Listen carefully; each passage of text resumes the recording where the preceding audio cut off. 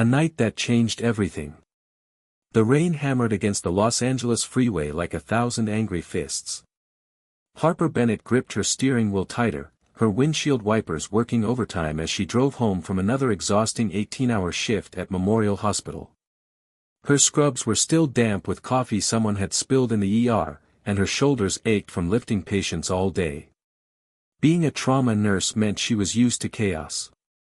But nothing prepared her for what she saw next. A black Tesla swerved violently across 3 lanes, clipped by a massive SUV that didn't even slow down.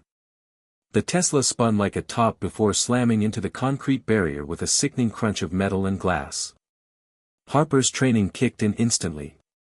She pulled over, grabbed her emergency kit from the trunk, and ran through the pouring rain toward the wreckage. Other cars just drove past, too scared or too busy to stop. The driver's side door was crushed. Through the shattered window, she could see a man slumped over the steering wheel, blood running down his temple. His expensive suit was torn, and his breathing came in shallow gasps. "Sir, can you hear me?"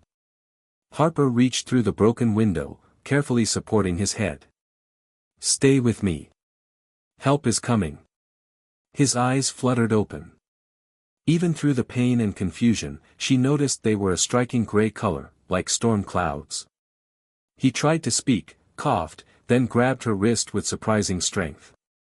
"Don't leave," he whispered, his voice cracking with fear. "Please don't leave." "I'm not going anywhere," Harper promised, pressing her hand against the gash on his forehead to stop the bleeding. "I've got you." She stayed with him, talking calmly, keeping him conscious until the paramedics arrived. She never asked his name. She never checked his wallet. She just did what she always did, saved someone who needed help. The unexpected call. For months later, Harper was microwaving a sad burrito in her tiny apartment when her phone rang with a number she didn't recognize. The area code looked official, corporate, the kind of number that usually meant bad news. "Miss Bennett?" A crisp male voice spoke before she could even say hello. "My name is Robert Chong, legal counsel for Quantum Dynamics. Mr. Julian Pierce requires your immediate presence at Pierce Tower." Harper nearly dropped her phone. "Wait, what? Who?" "Mr. Julian Pierce. The CEO of Quantum Dynamics. A car will arrive at your location in exactly 3 minutes. Please be ready." The line went dead. Harper stared at her phone like it had just spoken a foreign language. Julian Pierce. She'd seen that name before, on magazine covers at the grocery store checkout. Tech billionaire. One of the youngest self-made CEOs in America. But why would he want to see her? Then it hit her. The car accident. The man on the freeway. That was Julian Pierce. Before she could process this information, a sleek black car pulled up outside her apartment building. A driver in a perfect suit stepped out and opened the back door, waiting silently. Harper looked down at her faded jeans and oversized sweater. She hadn't showered since her shift ended. Her hair was pulled into a messy bun. But something in the driver's patient expression told her this wasn't optional. She climbed into the car. Pierce Tower. The headquarters of Quantum Dynamics looked like something from a science fiction movie. All gleaming glass and silver metal, reaching so high into the sky that the top floors disappeared into the clouds. Harper felt completely out of place as she walked through the lobby, surrounded by people in designer suits who moved with purpose and confidence. An assistant with perfect makeup and an even more perfect smile led Harper to a private elevator. They shot upward so fast Harper's stomach dropped. The assistant said nothing, just checked her tablet with occasional disapproving glances at Harper's casual clothes. The elevator doors opened to reveal a hallway that looked like it cost more than Harper's entire life savings. And at the end of that hallway stood Julian Pierce, that he looked different from that night on the freeway. Taller, somehow. More composed. His dark hair was perfectly styled, and he wore a gray shirt with the sleeves rolled up, revealing strong forearms. The scar on his temple from the accident was barely visible now, just a thin white line. But his eyes, those storm-gray eyes, looked exhausted. Like he hadn't slept in days. When he saw her, something in his expression shifted. The corporate mask slipped, and for just a moment, he looked relieved. Grateful. Human. "Don't leave," he whispered, his voice cracking with fear. "Please don't leave." "I'm not going anywhere," Harper promised, pressing her hand against the gash on his forehead to stop the bleeding. "I've got you." She stayed with him, talking calmly, keeping him conscious until the paramedics arrived. She never asked his name. She never checked his wallet. She just did what she always did, saved someone who needed help. The unexpected call. For months later, Harper was microwaving a sad burrito in her tiny apartment when her phone rang with a number she didn't recognize. The area code looked official, corporate, the kind of number that usually meant bad news. "Miss Bennett?" A crisp male voice spoke before she could even say hello. "My name is Robert Chong, legal counsel for Quantum Dynamics. Mr. Julian Pierce requires your immediate presence at Pierce Tower." Harper nearly dropped her phone. "Wait, what? Who?" "Mr. Julian Pierce. The CEO of Quantum Dynamics. A car will arrive at your location in exactly 3 minutes. Please be ready." The line went dead. Harper stared at her phone like it had just spoken a foreign language. Julian Pierce. She'd seen that name before, on magazine covers at the grocery store checkout. Tech billionaire. One of the youngest self-made CEOs in America. But why would he want to see her? Then it hit her. The car accident. The man on the freeway. That was Julian Pierce. Before she could process this information, a sleek black car pulled up outside her apartment building. A driver in a perfect suit stepped out and opened the back door, waiting silently. Harper looked down at her faded jeans and oversized sweater. She hadn't showered since her shift ended. Her hair was pulled into a messy bun. But something in the driver's patient expression told her this wasn't optional. She climbed into the car. Pierce Tower. The headquarters of Quantum Dynamics looked like something from a science fiction movie. All gleaming glass and silver metal, reaching so high into the sky that the top floors disappeared into the clouds. Harper felt completely out of place as she walked through the lobby, surrounded by people in designer suits who moved with purpose and confidence. An assistant with perfect makeup and an even more perfect smile led Harper to a private elevator. They shot upward so fast Harper's stomach dropped. The assistant said nothing, just checked her tablet with occasional disapproving glances at Harper's casual clothes. The elevator doors opened to reveal a hallway that looked like it cost more than Harper's entire life savings. And at the end of that hallway stood Julian Pierce. He looked different from that night on the freeway. Taller, somehow. More composed. His dark hair was perfectly styled, and he wore a gray shirt with the sleeves rolled up, revealing strong forearms. The scar on his temple from the accident was barely visible now, just a thin white line. But his eyes, those storm-gray eyes, looked exhausted. Like he hadn't slept in days. When he saw her, something in his expression shifted. The corporate mask slipped, and for just a moment, he looked relieved. Grateful. Human. "Harper," he said, and the way he said her name made her heart skip. "Thank you for coming." "Your lawyer didn't really give me a choice," Harper replied, trying to sound braver than she felt. "What's going on?" Julian glanced around the hallway, then gestured to a nearby conference room. "I need to explain something. And I need to ask you for help." The impossible proposal.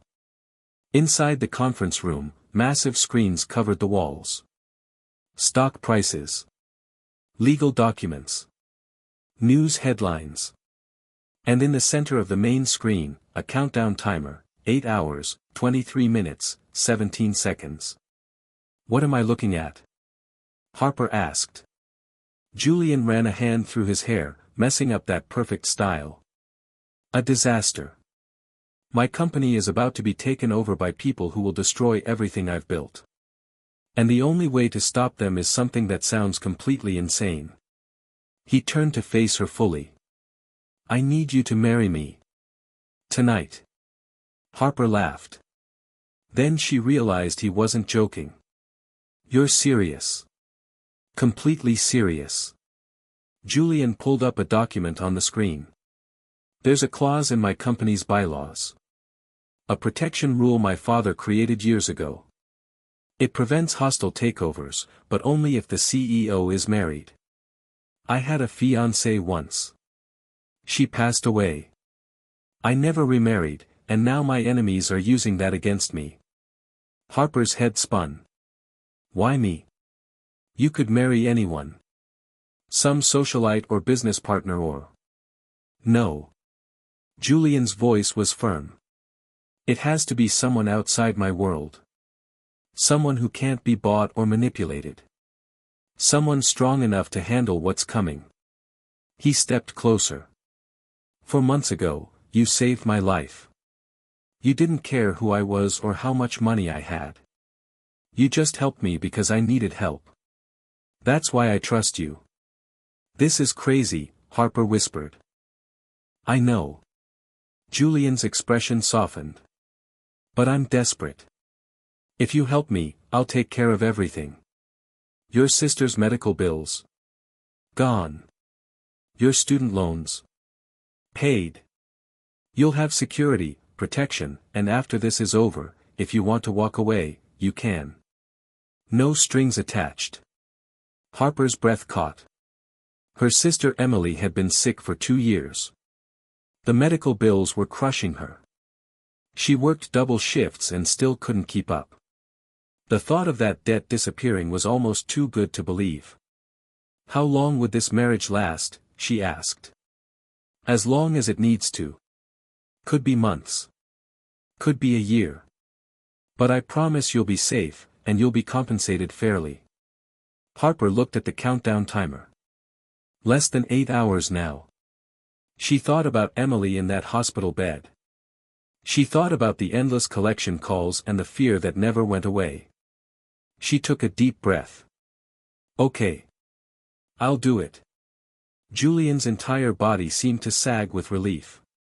Thank you, Harper. I swear I'll protect you through all of this.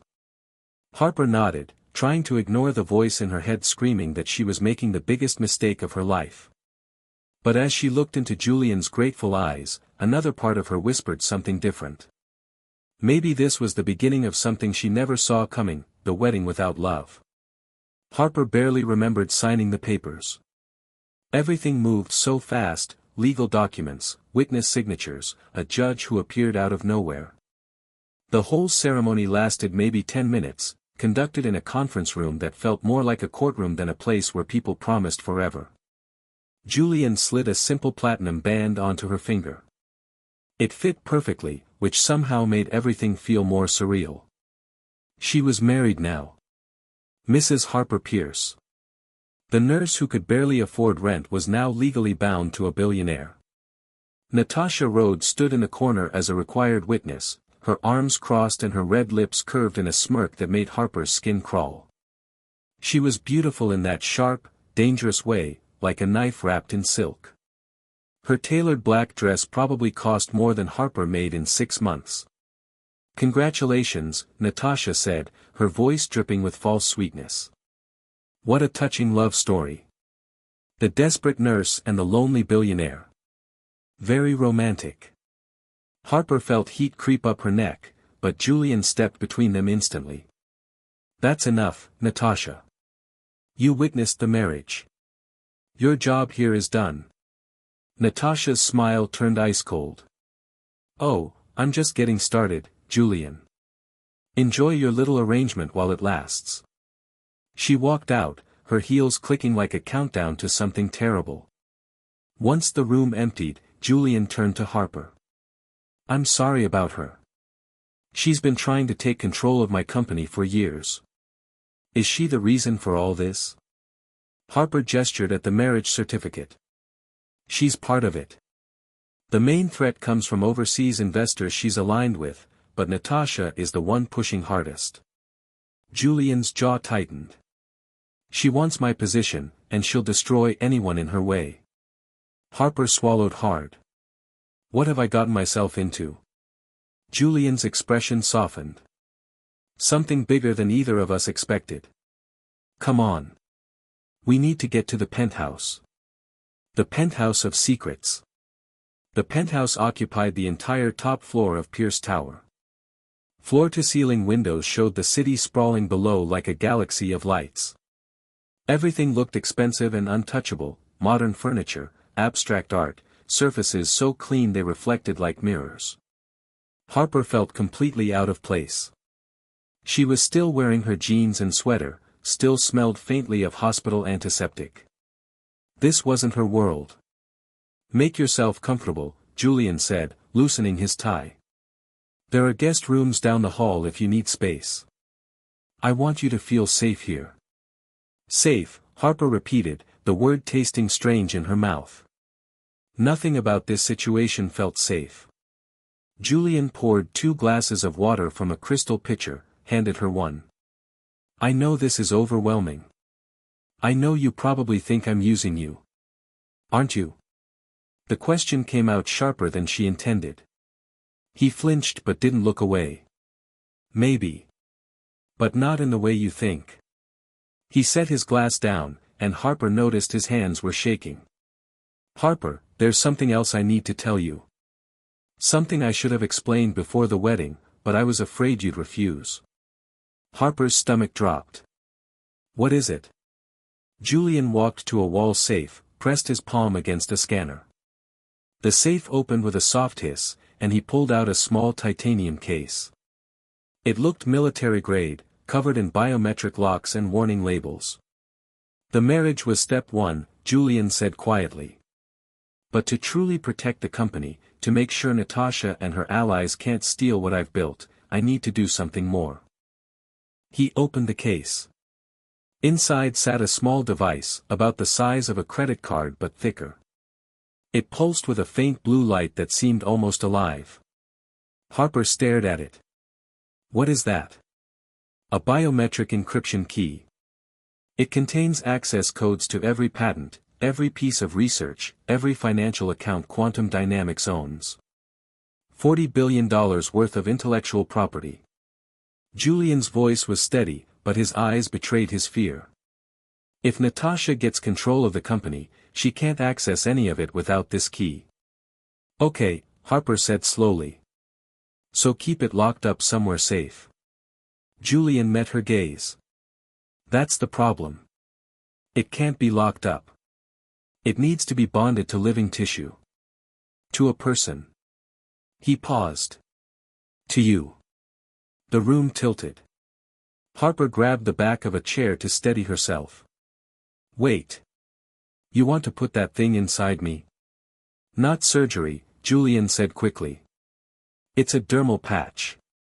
It bonds to the skin, embeds just beneath the surface. You won't feel it after the first few minutes.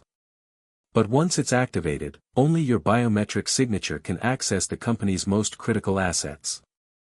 Harper backed away, her heart pounding. This is insane. You married me to turn me into some kind of human safe. I married you because you're the only person I can trust, Julian said, and the raw honesty in his voice stopped her retreat. Everyone else in my life has an agenda.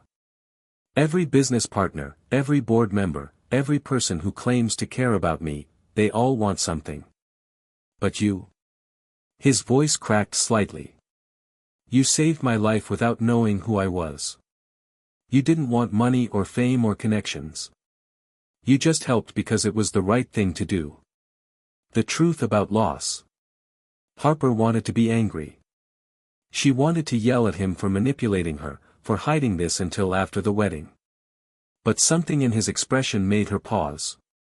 Why are you really doing this? She asked. It's not just about the company, is it? Julian was quiet for a long moment. Then he walked to the window, staring out at the city. 3 years ago, I was engaged. Her name was Caroline. She was kind, gentle, everything people expected a billionaire's fiancée to be. His voice went hollow. She was also fragile. Not emotionally, physically. She had a heart condition no one knew about. Harper's breath caught. One morning, she collapsed in our kitchen. No warning. Just dropped. Julian's reflection in the window looked haunted. I tried CPR. I called for help. I did everything right. But her heart couldn't handle it. She died before the ambulance arrived. Julian, I'm so sorry. The board blamed me, he continued, as if he couldn't stop now that he'd started. They said I'd shown poor judgment in choosing someone weak. That I needed a partner who could survive the pressure of my world. They were cruel about it, clinical. Like Caroline was a failed business investment instead of a person I loved. He turned to face Harper, and she saw tears he was fighting to control. After she died, I swore I'd never put someone delicate in that position again. I'd never watch someone I care about break under the weight of my life. His gray eyes locked onto hers. That's why I need you, Harper. Not because I want to use you, but because you're strong enough to survive this. You've already proven that. Harper's anger dissolved. She saw him clearly now, not a manipulative billionaire, but a man carrying unbearable guilt and fear. The device, she said softly. Will it hurt? No. You'll feel warmth for a few minutes, then nothing. It dissolves the outer casing and leaves a microscopic chip beneath your skin. After 72 hours, it becomes permanent until we choose to deactivate it. Harper touched her collarbone, imagining something foreign beneath her skin. And if I say no? Julian's shoulders sagged. Then I lose everything. The company, the research that could help millions of people, everything my father built. But more than that, he swallowed hard. Natasha will come after you anyway. She'll paint you as complicit in whatever crimes she invents. You'll lose your nursing license, face legal charges, maybe even jail time. I won't be able to protect you. So I don't really have a choice. You always have a choice. Julian set the device down on the table between them. I won't force you. If you want to leave right now, I'll arrange protection for you and your sister. It won't be easy, but I'll do everything I can. Harper looked at the pulsing blue light of the device, then at Julian's exhausted, desperate face. She thought about Emily in that hospital bed, about the bills that would be erased, about the power to actually help people instead of just surviving. She thought about Caroline, who died because her body couldn't handle the pressure. And she thought about herself, big, strong, capable Harper, who'd spent her whole life being told she was too much, too large, too intense. Maybe, just maybe, being strong was exactly what this situation needed. Okay, she whispered. Do it. The bonding. Julian's hands shook as he opened the device case fully. Sit down. This works best if you're relaxed. Harper sat on the edge of the couch, her heart hammering. I'm not sure relaxed is possible right now. He knelt in front of her, the device held carefully in his palm. May I? He gestured to her shoulder. She nodded, pulling her sweater aside to expose her collarbone. Julian's fingers were gentle as he brushed her hair back. His touch sent unexpected warmth through her skin. This will feel strange at first. Trust me. I'm here, aren't I? He pressed the device against the curve where her shoulder met her neck. It adhered instantly with a soft click, and Harper gasped as warmth spread beneath her skin like liquid sunlight. It's okay, Julian murmured, his hand resting lightly on her arm. That's normal. Just breathe. The warmth intensified, pulsing in rhythm with her heartbeat. Harper could feel the device integrating, becoming part of her. It didn't hurt, but the sensation was so foreign, so intimate, that tears sprang to her eyes. Hey, Julian said softly, moving closer. Look at me. She met his gaze, and found him watching her with such concern, such care, that something inside her chest cracked open. "You're doing great," he whispered. "Just a little longer." The warmth began to fade, settling into a gentle pulse she could barely feel. Harper touched the spot, felt nothing but smooth skin and a slight elevated warmth. "It's done?" she asked. "It's done." Julian didn't move away. His hand was still on her arm, his face close to hers. "How do you feel?" "Like I just became the most expensive safe in the world." He smiled slightly. "You're more than that. You're my partner now. In every sense." Harper's breath caught. There was something in his expression that went beyond gratitude or relief. Something that looked dangerously close to actual emotion. "Julian. I know this isn't real," he said quickly. "I know we're strangers doing this out of necessity. But Harper, you need to know something." He swallowed hard. "When I was trapped in that car, bleeding and terrified, you held my hand. You told me I'd be okay. For the first time since Caroline died, I actually believed someone." Tears slipped down Harper's cheeks before she could stop them. "I was just doing my job." "No." His thumb brushed away one of her tears, the gesture so tender it hurt. "You were being you. Kind and strong and real. That's not something money can buy." They stayed like that, kneeling together in the expensive penthouse, the device pulsing softly beneath Harper's skin. Two people who'd been forced together by circumstances, finding something unexpected in the wreckage.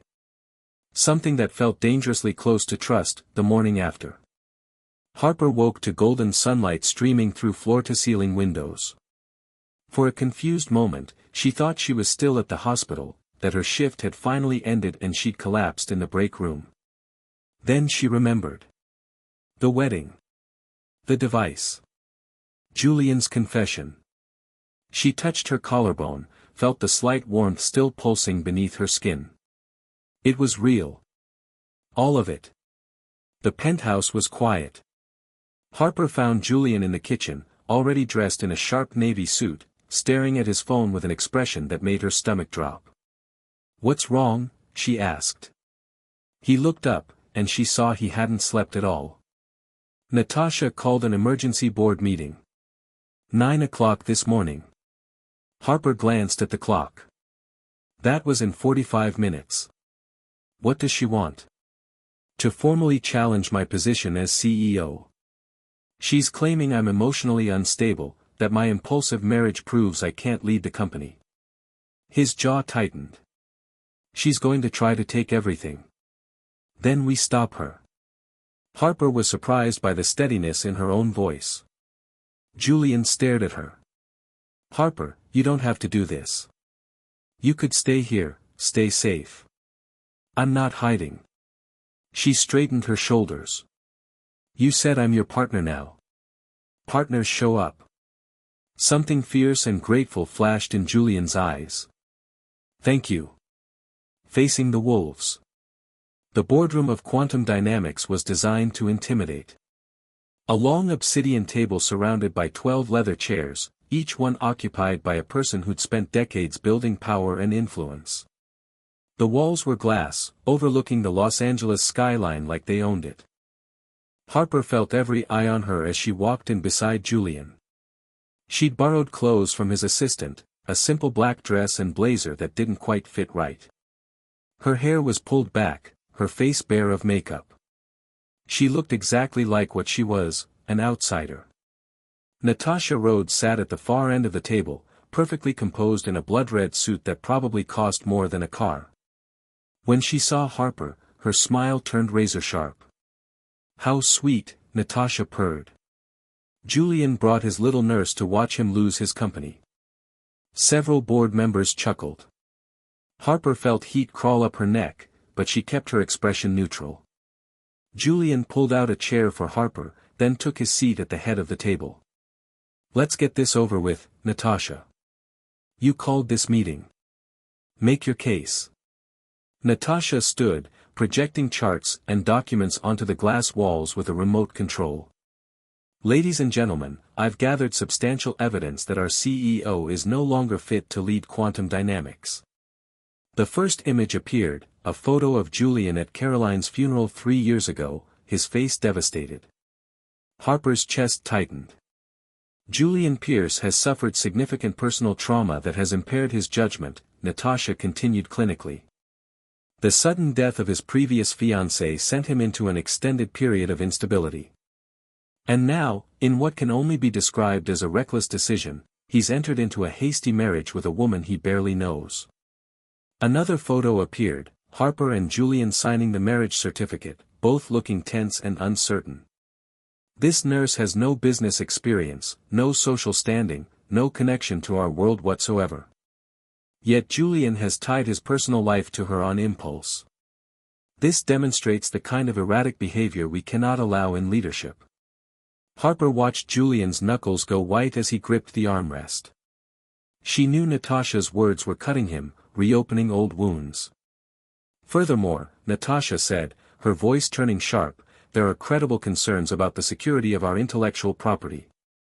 Without stable leadership, we risk losing everything to competitors or hostile actors. She clicked to another slide, technical diagrams Harper didn't understand, financial projections showing potential disaster. Therefore, Natasha concluded, I'm formally proposing a vote of no confidence in Julian Pierce's leadership. I move that he be removed as CEO effective immediately, with operational control transferred to an interim board.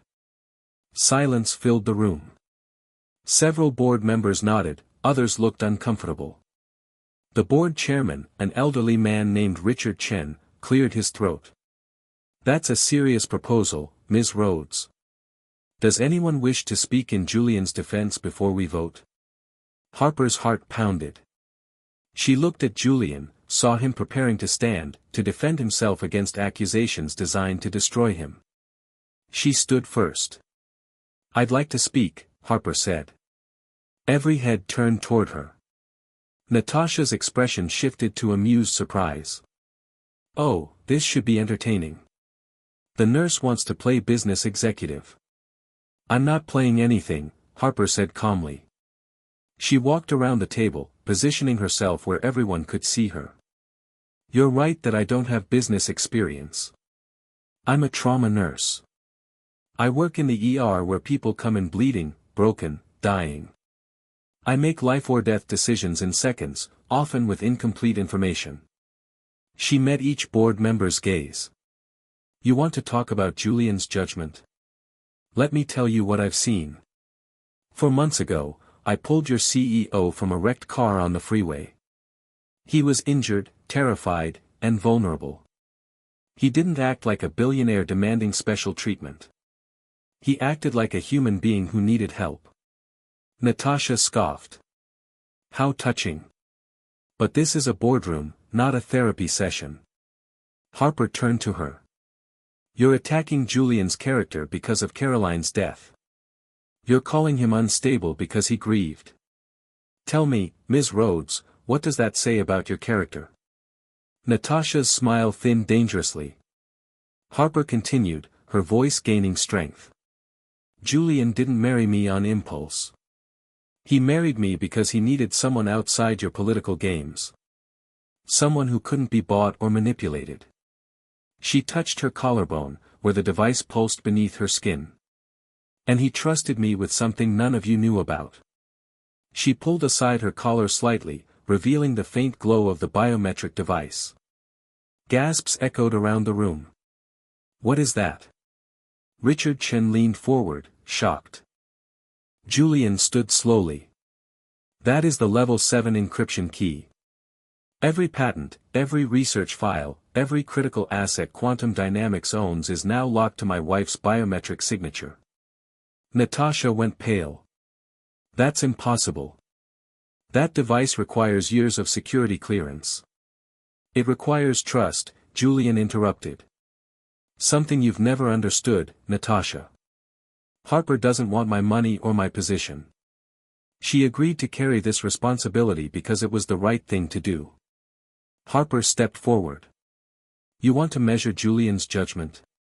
Then measure this. When your company faced its greatest threat, he secured your most valuable assets in a way that makes them impossible to steal. That's not instability.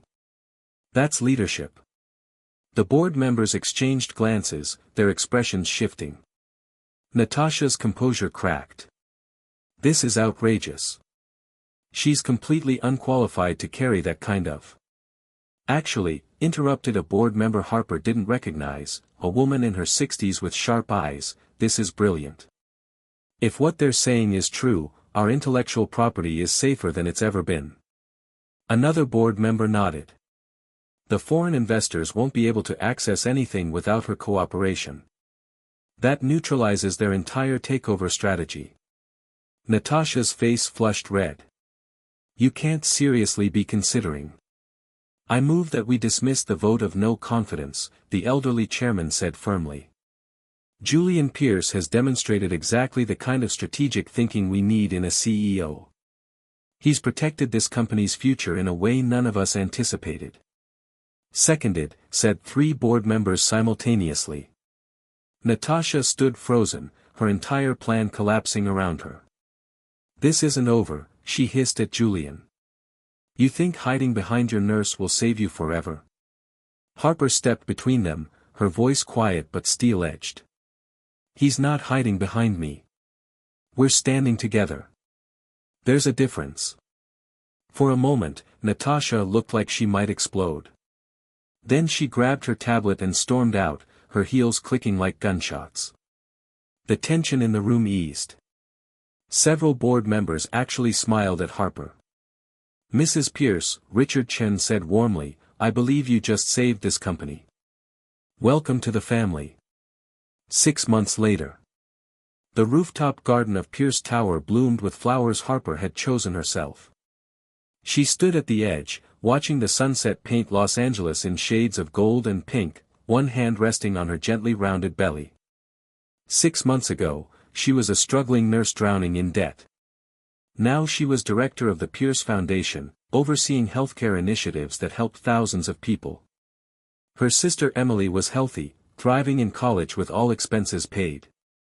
And Harper herself had discovered she was pregnant 3 weeks ago. There you are, Julian's voice came from behind her, warm and familiar. He wrapped his arms around her waist, careful of her belly, and pressed a kiss to her temple. How are my 2 favorite people? Harper leaned back against him, feeling completely safe for the first time in her life. We're perfect.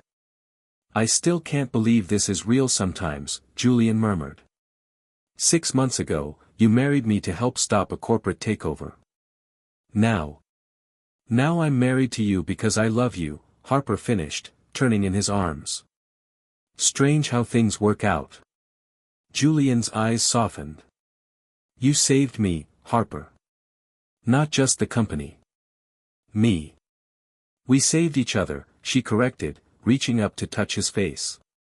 You showed me I didn't have to be small to deserve love. You saw my strength as beautiful, not intimidating. He kissed her then, gentle and deep, the city spreading out below them like a promise of all their tomorrows. When they pulled apart, Harper glanced down at the faint scar on her collarbone where the device had been. They'd removed it after 3 months, once Natasha's challenge was permanently defeated. But the mark remained, a reminder of what they'd survived together. Ready to go home? Julian asked. Harper smiled, thinking about their real home now, not the intimidating penthouse, but the house they'd bought together in the hills. A place with a garden for their baby, a kitchen where they cooked together, rooms filled with laughter instead of corporate tension. More than ready, she said. As they walked toward the elevator, Julian caught her hand. Thank you, by the way. For what? For saying yes that night. For trusting me when you had every reason not to.